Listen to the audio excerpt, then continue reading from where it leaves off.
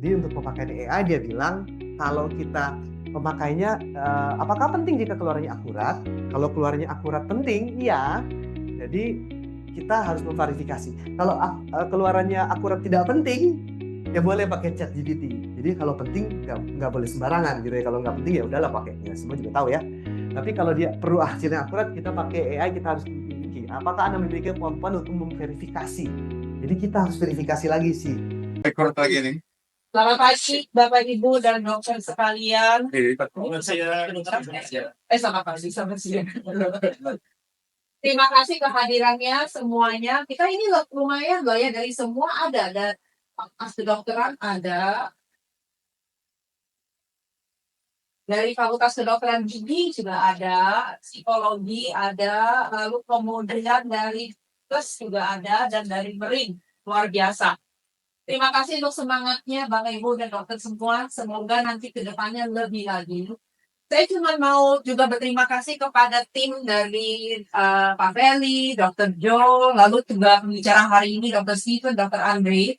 Karena sebenarnya tuh kita sudah tidak membicarakan AI itu sebagai masa depan. Karena AI udah di sekarang ini. Jadi kita suka nggak suka, mau nggak mau, kita tuh mesti memang dari start sebenarnya udah harus apa namanya ya, embrace, udah harus menerima keberadaannya AI dan kemajuan teknologi ini. Jadi makanya kita ini saya merasa lihat memang pentingnya bagaimana kita di dalam bidang kesehatan ini itu bagaimana kita bisa bersama-sama memikirkan bagaimana kita bisa kalau dari pendidikan itu meluluskan lulusan yang relevan dan juga bagi kita semua stay relevant juga untuk dalam pekerjaan kita, baik itu dari sisi administration maupun dari sisi Bapak Ibu dokter yang nanti lagi di lab ataupun di klinik dan seterusnya, untuk bagaimana bisa lebih baik lagi untuk enhance patient quality, patient care, dan health care. Karena kan sangat diperlukan ya, karena ini dengan teknologi AI yang maju terus, kita bisa lebih baik misalnya analisa data,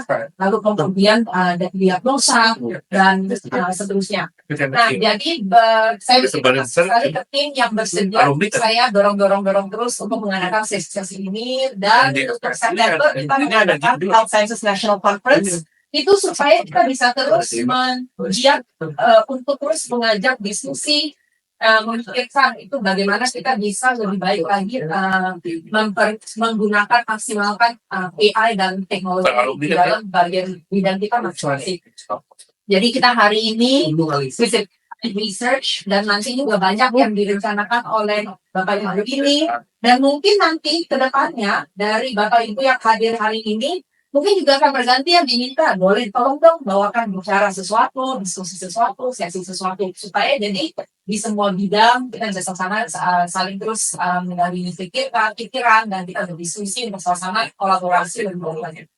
Terima kasih. Saya serahkan ke Pak Feli. Jadi ini guidelines secara umum ya. Ya, AI ini pemakainya lebih dekat macam, dan ini kita cuma ngomong guidelines secara umum karena nanti kita menulis, kita bisa manuskrip segala macam, kita melakukan penelitian itu guidelines-nya ada sedikit yang di sini bukan bikin di situ. Jadi AI itu sebenarnya kasih kata-kata umum general konsep tentang machine generated computation atau learning. Jadi intinya dia mesin yang bisa belajar, lalu dia bisa berpikir seperti manusia, sort of nggak fully gitu ya, tapi dia sudah mulai bisa berpikir. Nah itu beda dengan otomatisasi itu misalnya kita mengerjakan SPSS itu otomatisasi, kita mengerjakan pabrik itu otomatisasi. Nah dia tadi ya bisa mimik human behavior, terus dia menggunakan algoritma, ini udah kita sering dengar, pasti dia menggunakan algoritma untuk belajar dan untuk ditrain. Nah, karena dia menggunakan algoritma dan dia menggunakan big data, jadi tentu itu menentukan kualitas dari AI-nya sendiri. Jangan sampai kita menggunakan AI yang kualitasnya tidak bagus, big datanya tidak bagus, hasilnya dia punya pola pemikiran juga nggak oke, ya. Terus natural language processing itu method used by AI, terus large language model atau generative AI. Nah, itu yang sekarang seperti ChatGPT itu adalah large language model atau generative AI based. Nah, itu bisa untuk create research, write complete papers, dan assist di bagian area dari penelitian-penelitian kita. Nah, yang masalah dari AI ini pada waktu research adalah nomor satu adalah etik standar ya. Jadi AI ini kadang-kadang berkembangnya lebih cepat daripada yang bisa dipikirkan oleh manusia dalam hal penggunaannya. Penggunaannya ya, bukan AI-nya. AI-nya sih memang cepat, tapi penggunaannya itu kita perlu perhatikan. Jadi generatif AI itu adalah baru dan itu memerlukan standar baru juga. Jangan sampai kita menggunakan AI lalu tidak ada batasnya, lalu dia berubah menjadi sesuatu yang tidak bisa kita kendalikan atau bahkan kita sendiri nggak tahu apa yang dikerjakan oleh AI itu. Ya, terus organisasi untuk mengurus AI ini saat ini sih baru International Committee on Medical Journals itu mengurus Committee on Publication Ethics. Nah, mereka ini menerbitkan panduan-panduan supaya penggunaan AI ini enggak berantakan gitu ya. Nah, ChatGPT sama Artificial Intelligence Natural Language Model ini mereka membuat aturannya, guideline bisa dicari di Equator. Nah, type of declaration-nya tidak umum. Jadi yang nomor pertama yang kita harus pastikan itu adalah authorship. Jadi jangan sampai AI menulis semua, manusianya nggak ngapa-ngapain, lalu akhirnya kabur batas antara authornya siapa, AI-nya siapa. Karena AI kan nggak bisa tanggung jawab ya. Terus elemen apa yang di-cover dalam method. Jadi ketika kita melakukan penelitian kan ada metode tuh, ada pengambilan data, ada pengolahan data, ada penyajian data. Di dalam metode itu nanti harus ada diterangkan bagaimana posisinya AI, ngapain saja sih AI itu. Sama author acknowledgement. Tentu ini karena tadi yang prinsip pertama AI itu tidak bisa jadi author, kita harus meng-acknowledge si AI ini di dalam acknowledgement kita. Right? Salah, maaf. Terus kita harus protect scientific community dari incorrect atau inadequate science ya. Research ini kan bisa terjadi karena data tadi ya. AI itu belajar dari Dari telepon saya, nanti ceritanya yang perang-perang di sana. Iya, iya. Dia cerita banyak. Kalau mau tahu sejarah, jadi Ada yang mau bertanya? Tunggu ya, ntar ya. karena dia itu tadi menginterpretasi data, lalu dia itu menyajikan data nantinya, jangan sampai researcher itu misrepresent their work. Ya kan? Hasilnya A, dia bilangnya B. Hasilnya B, dia bilangnya A. Nah, itu yang tanggung jawab kan lagi-lagi kan adalah researchernya, bukan si AI. Nah, itu harus diperhatikan dengan baik. Nah, terus juga ada AI kan kita kadang-kadang udah pernah lah ya pakai AI. Dulu AI itu mengeluarkan misalnya referensi. Referensinya itu nggak jelas, kita cari referensinya, ternyata barang itu tidak ada. Nah, dia juga bisa, si AI ini bisa fabricate manuskrip. Jadi kita juga tetap harus cek balik manuskrip mana yang memang benar-benar ada, memang beredar di internet, memang beredar dalam buku, dalam jurnal, atau yang di so-called fabricate oleh si AI. Ya, terus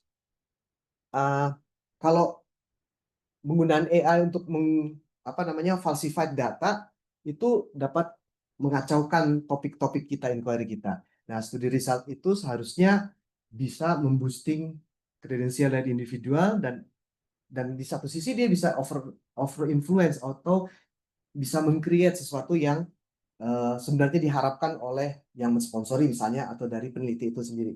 Nah, itu kita harus perhatikan. Jangan sampai AI yang seharusnya membantu hasilnya sesuai dengan yang kita pikirkan, tapi padahal sebenarnya hasilnya nggak seperti itu. Nah, ini ada limitation dari AI. Ada beberapa slide tentang limitation dari AI. Yang pertama, AI itu tadi ya di-train dengan dataset, big data. Nah, masalahnya big data itu ngambilnya itu caranya bagaimana dan kapan diambil. Apakah datanya itu benar, valid atau tidak. Karena contohnya kita misalnya menanyakan pasien meminum obat penghilang nyeri, apakah nyerinya hilang? Ya kan? Itu big data. Orang ada yang bilang nyerinya hilang, ada yang bilang nyerinya nggak hilang. Nah, itu bisa kacau berantakan kalau nggak seragam cara pengambilan datanya. Nah, data yang tidak seragam itu si AI tidak bisa bedakan. Dia akan masukkan semua data itu, ya. Terus AI juga bisa membuat kesalahan yang disebut sebagai halusinasi. Jadi itu bisa terjadi yang tadi itu ya saya bilang kita mencoba menggunakan ChatGPT untuk mencari topik tertentu dan referensi tertentu, ternyata ketika kita cari referensi aslinya nggak ada. Ya, maaf. Nah, AI dapat dia bisa plagiat, ya, karena dia kan mengambil data dari berbagai data, lalu dia bisa menyimpulkan sesuatu. Kadang-kadang dia bisa nulis referensinya, kadang-kadang juga tidak. Lagi-lagi AI itu dibuat untuk membantu dan dia bisa saja mengambil data itu tanpa menulis, bisa ya, tapi bisa juga enggak. Oke. Terus prediktif algoritmanya juga harus di training. Kalau tidak di training, dia bisa aja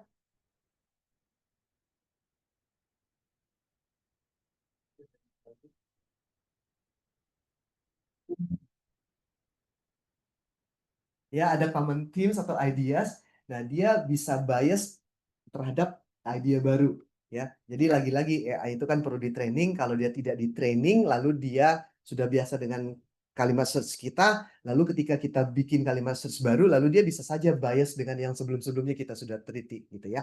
Nah, itu bisa mensuppress views yang tidak part dari mainstream. Jadi lagi-lagi ketika big datanya bilang apa, lalu dia ikut dengan pemikiran utama itu, lalu bisa aja kita tidak menemukan hal baru, gitu ya.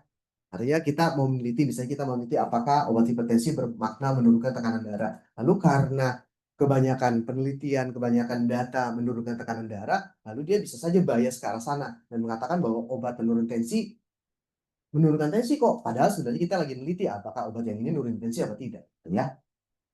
Oke. Terus ada complexities dari human communication. Jadi ini AI mungkin nggak mengerti, ya, apalagi kalau misalnya big data, ambil big datanya Indonesia, lalu bertanya tentang hal-hal yang subjektif, kuesioner kayak kualitas hidup gitu ya, apakah Anda merasa senang hari ini? Nah, dia mungkin saja tidak bisa menerjemahkan itu, lalu kita akan mendapatkan hasil yang membingungkan. Nah, terus scientific knowledge itu dibangunnya kan perlahan-lahan ya, dan kita berharap AI itu segera bisa menyelesaikannya. Belum tentu, karena AI perlu waktu lebih panjang. Dan human logic is not always linear. Jadi manusia itu, ya bisa lah ya kita flight of ideas. Nah, AI itu kadang-kadang tidak, dan kita kadang-kadang tidak, apa namanya, kita berpikir lebih lanjut, AI-nya masih berpikir di sisi yang ini, gitu ya. Nah, terus juga ada ketika kita menulis, lalu tulisan itu dibaca oleh AI sebagai bagian dari big datanya. Nah, itu dalam sana itu ada human language atau bahasa manusia. Nah, itu ada humor, sarkasm, ironi, dan itu ada konteksnya. Dan kadang-kadang AI tidak bisa membaca itu dengan jelas, ya. Terus tentang subtitles juga, subtletis, sorry. Itu AI mungkin tidak bisa menangkap bahasa-bahasa yang tidak umum atau tidak sesuai dengan konteks utamanya gitu ya. Nah, yang ini nih, scientific papers generally written in serious language dan without comedic intent. Nah, kadang-kadang si AI itu ngambil big data, datanya itu data yang umum dari internet, lalu dia bisa membaca itu sebagai sesuatu yang serius, padahal sebenarnya di situ kalimatnya nggak bermaksud demikian. Tapi karena kita manusia, lalu kita bisa membaca konteks, lalu itu bisa jadi keliru. Ya, oke. Terus yang penting terakhir adalah issue that can have an even profound effect adalah kalau AI adopted by healthcare providers lying solely on AI gitu ya.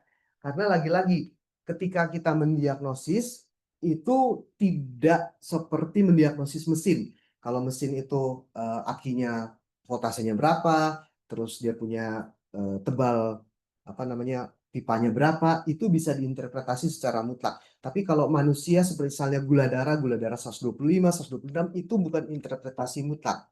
Jadi lagi-lagi kita tidak bisa menggantungkan diri hanya kepada AI untuk bisa membuat keputusan. Nah, ini untuk pemakaian secara klinis gitu ya.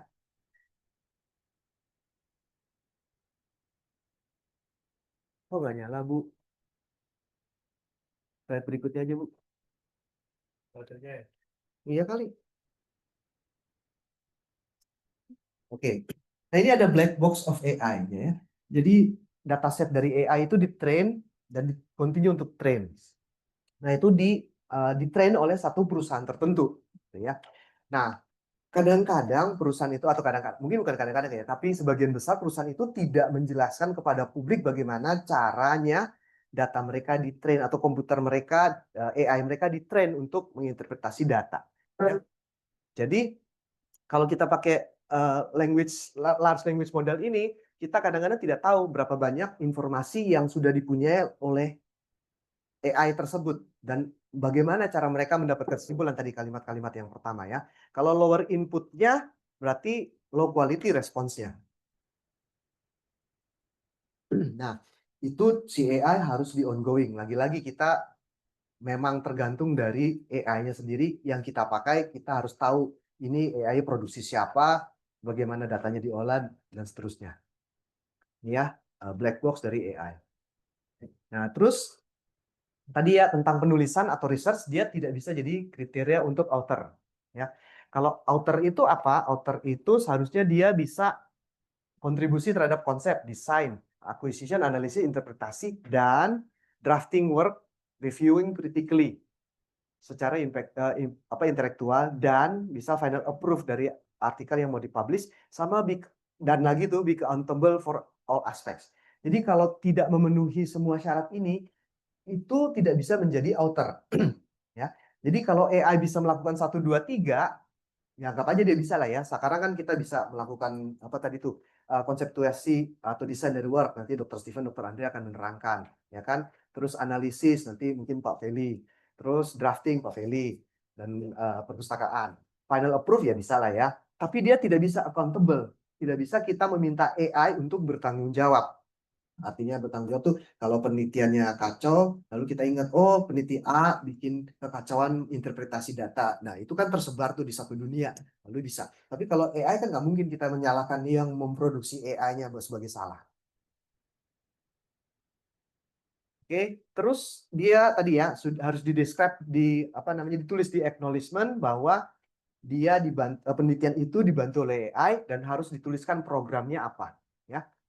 Ini penulisannya misalnya Lubowitz itu bilang penulisannya during presentation of this work the authors use dia punya tool AI-nya apa in order to apa in order untuk misalnya generate kalimat penelitian atau untuk analisis atau untuk diskusi gitu ya. Terus kalau AI-nya itu dimasukkan ke dalam data koleksi, analisis dan figure generation dia di-describe di dalam methods-nya. Nah, ini sama ya, harus di-disclose semuanya. Sama, kalau perlu, menurut World Association and Medical Editors 2023, kalau kita menggunakan AI, prompt-nya harus dituliskan di dalam methods-nya. Ya. Nah, kembali ke yang tadi, author. Nah, kita kalau menggunakan AI, kita tetap harus tadi ya, cek dan validate.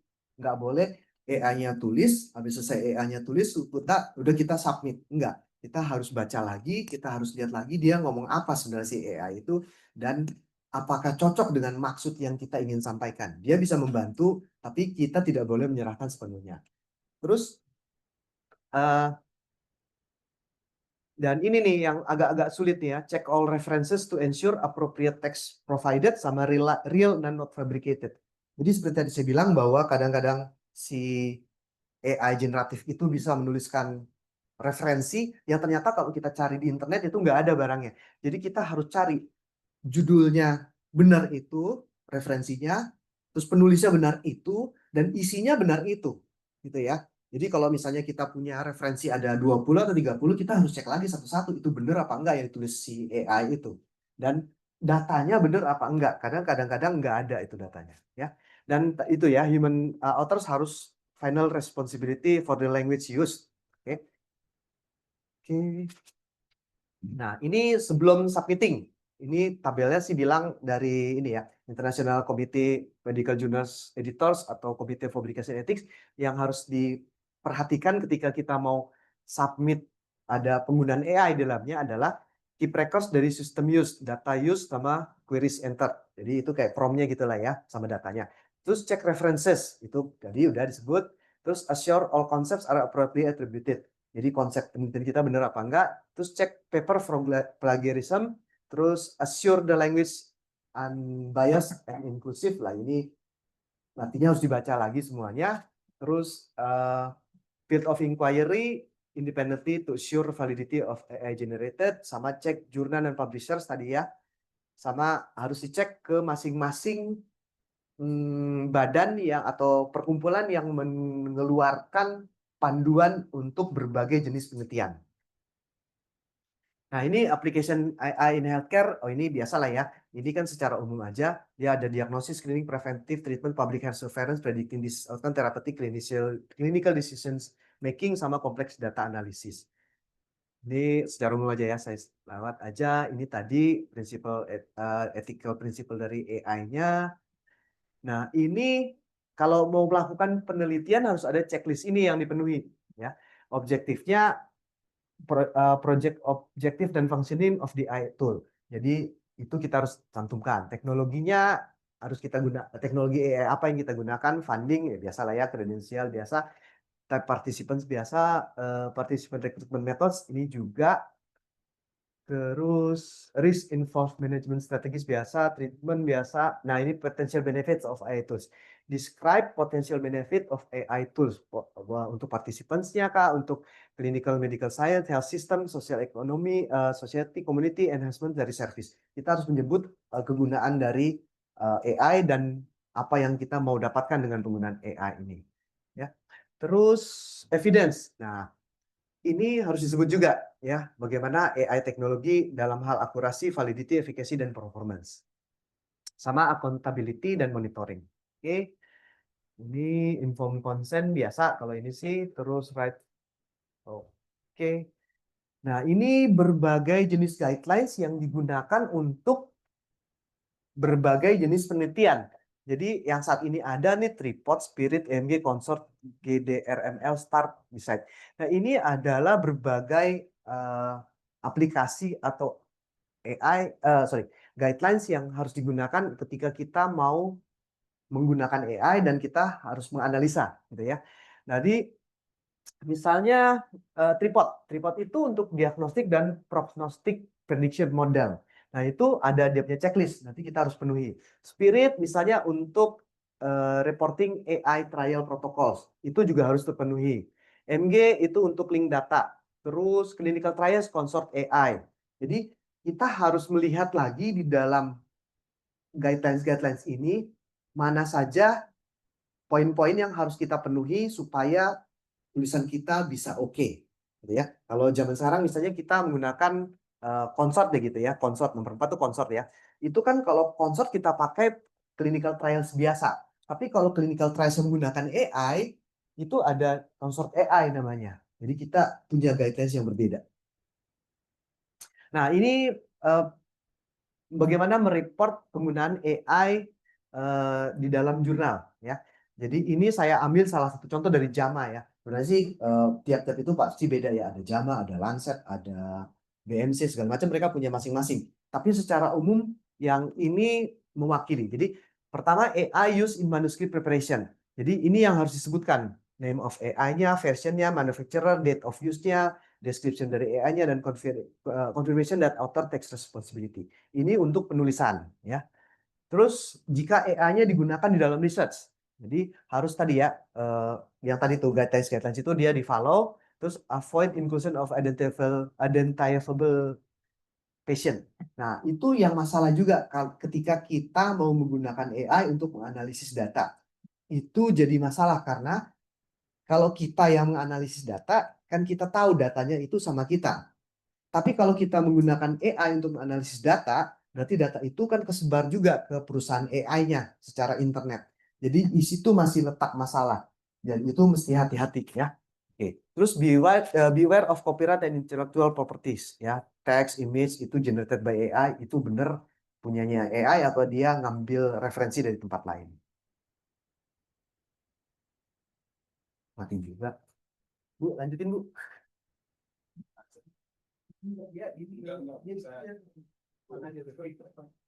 Ini methods ya.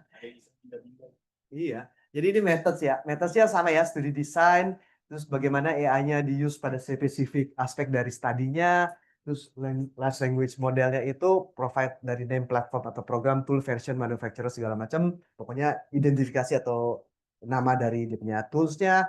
Terus machine learning algorithm details data development, training, validation. Kalau itu penelitian tentang AI ya.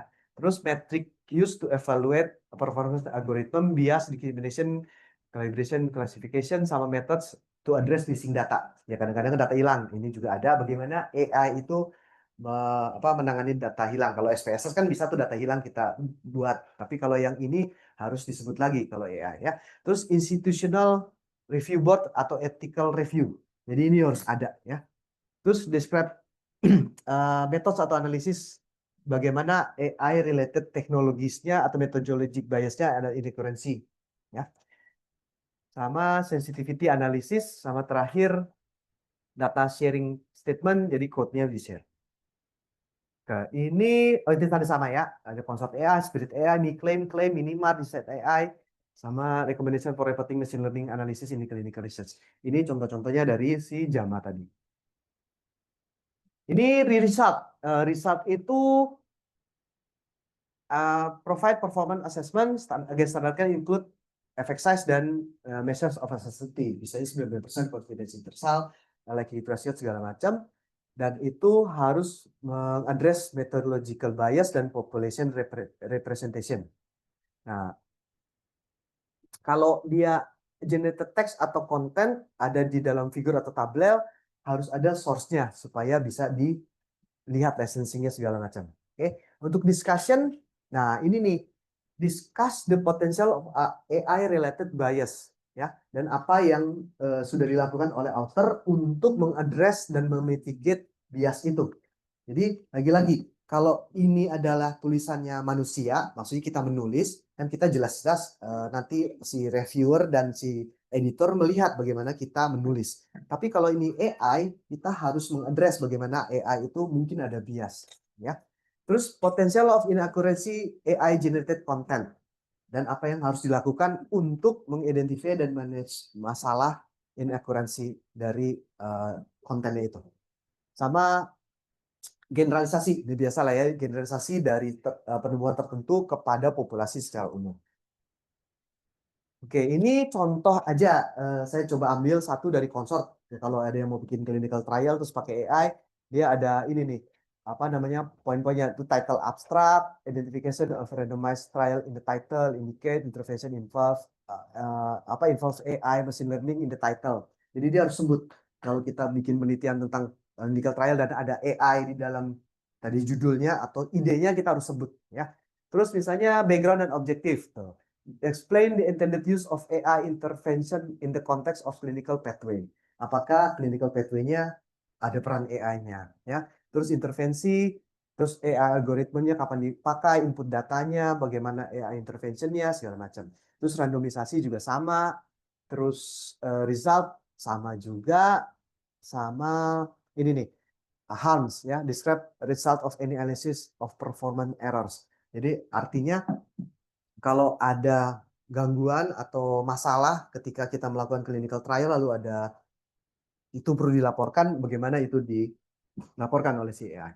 Lalu discussion sama trial limitation addressing sources of potential bias imprecision dan multiple analysis, terus generalizability dan interpretation. Oke. Ini flowchart-nya ya dari si konsort tadi di mana-mana aja. Nah, ini dua slide terakhir tentang cyber security. Jadi lagi-lagi kalau kita ngomong tentang AI, lalu kita membicarakan dia untuk melakukan analisis data, kita harus tahu bahwa ini datanya bisa kesebar. Lalu attackersnya bisa menghubungi balik orang-orang yang diambil datanya, menghubungi balik kita, lalu menipu kita. Nah ini harus diperhatikan. Bagaimana di Indonesia? Di Indonesia ya ini baru ada pengembangan regulasi, tapi belum jadi. Ini masih terbaru sih saya. Oh, di Desember 2024. Jadi masih dikembangkan. Nah, ini panduan dari Direktorat Pembelajaran Kemahasiswaan Dirjen Dikti, ya kan? Lalu ini sih secara umum ya, bukan untuk penelitian ya, secara umum untuk pemakaian AI. Jadi untuk pemakaian AI dia bilang kalau kita pemakainya apakah penting jika keluarannya akurat? Kalau keluarannya akurat penting, iya. Jadi kita harus memverifikasi. Kalau keluarannya akurat tidak penting, ya boleh pakai ChatGPT. Jadi kalau penting nggak boleh sembarangan gitu ya. Kalau nggak penting ya udahlah pakai. Ya semua juga tahu ya. Tapi kalau dia perlu hasilnya akurat, kita pakai AI, kita harus memiliki. Apakah Anda memiliki kemampuan untuk memverifikasi? Jadi kita harus verifikasi lagi sih apa namanya dalam hal ini ChatGPT ya, si panduan ini main ChatGPT. Apakah Anda mau bertanggung jawab secara penuh, secara hukum, moral dan lain-lain atas ketidakakuratan yang terjadi?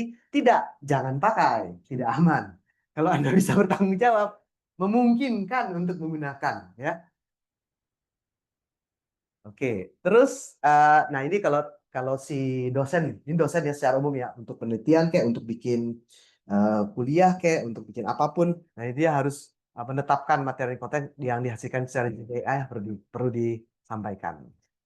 Ini keperluan dosen ya. Kalau dosen untuk belajar AI ada yang tadi isi mata kuliah, admisi, putus kuliah, retensi, konten, bla bla bla. Pokoknya ada segala macam lah. Ini panduan dari Depdikti. Ya. Terima kasih. Oke, terima kasih Dr. Natar. Berikan applause. Lanjut. Iya, jadi saya menggunakan ChatGPT itu pada saat mau analisis hasil statistik dari program AMOS. Jadi waktu itu kan saya biasanya pakainya SPSS. Terus saya kan nggak terbiasa membaca hasil data AMOS. Nah, saya itu bingung gitu kan. Nah, saya coba untuk copy output dari AMOS itu, kemudian saya masukin ke ChatGPT gitu. Dan di situ dia memang dia baca gitu. Dia langsung buatin interpretasinya dan segala macam gitu. Terus saya lihat ini benar nggak ya? Saya tanya ke orang yang ahli dalam menggunakan AMOS. Dia bilang benar gitu. Nah, kan saya sebenarnya untuk membuat interpretasi dari hasil itu kan menggunakan ChatGPT bukan dari pemahaman saya sendiri. Dan saya juga akhirnya coba nulis itu jadi artikel gitu kan. Ketika saya publish di jurnal gitu ya, apakah perlu di-state bahwa ini tuh interpretasinya dari ChatGPT gitu? Karena kan tadi kan dikasih tahu kalau kita mempublish sesuatu yang kita menggunakan bantuan AI, kita tuh mesti state gitu. Tapi kan sebenarnya di sini juga saya mengecek lagi apa yang ditulis AI gitu. Apakah saya tetap harus state kalau ini menggunakan AI dibantu oleh eh, ChatGPT gitu. Karena saya memang nggak membaca sendiri atau saya nggak mengetahui gitu. Tapi saya konfirmasi ke teman saya, ya ini benar emang kayak gini gitu. Seperti itu. Karena saya akhirnya publish tapi nggak state kalau itu pakai AI gitu. Ya. Baik, terima kasih Pak Teguh atas pertanyaannya. Jadi iya harus dilaporkan. Udah, oke. Ya bener kan? Ya ini dok, sorry. Jadi ini, nah ini apa? Reporting use of AI research and scholarly publication. Ini jama sih kedokteran sih. Tapi saya rasa sih semua jurnal pasti ada. Jadi dia harus mengatakan AI research-nya, AI use-nya di mananya. Ini kan ini misalnya research-nya ya. Kalau research-nya enggak, berarti kan di pengolahan ya. Pengolahan berarti bisa di methods nih. Di methods misalnya, nah ya. Enggak, di methodnya ada. Karena kan analisis data kan menggunakan misalnya Amos tadi ya. Dia punya apa namanya aplikasi statistiknya Amos. Itu kan harus disebut nih, methods analisis gitu ya. Terus AI related methodology biasnya juga harus disebut tuh. Jadi kita nyebut bahwa kita menggunakan AI apa untuk menganalisis data apa gitu. Jadi harus disebut di situnya. Di methodnya ya. Jadi artinya jangan sampai kita sudah punya data, tadinya kita mau interpretasi sendiri, lalu kita pakai si AI untuk interpretasi, lalu kita nggak sebut. Di metodenya udah harus disebut. Gitu. Kan itu tadi di metodenya kan ya. Terus, bawah. Nah, diskusinya juga sama. Kita harus sebut di dalam discussion-nya. Iya, sebenarnya pada prinsipnya kan nggak sama aja seperti kita pakai SPSS gitu dok. Jadi di bagian metodologi, misalnya tadi menganalisis data AMOS, ya data AMOS dianalisis dengan menggunakan metodologi ini menggunakan bantuan aplikasi misalnya ChatGPT gitu sebenarnya. Yang penting pada intinya sih sebagian besar bilang yang penting kita state. Bahkan pada saat ada beberapa jurnal yang sudah mulai membolehkan writing assistant. Selama itu di-stated bahwa memang untuk penulisan hasil menggunakan Jenny.ai misalnya, atau menggunakan yang writing assistant lagi apa ya selain Jenny. Jenny sih yang paling banyak sih saat ini dipakai gitu. Ya, itu aja jawabannya. Thank you ya. Mudah-mudahan bisa terjawab. Ada lagi teman-teman?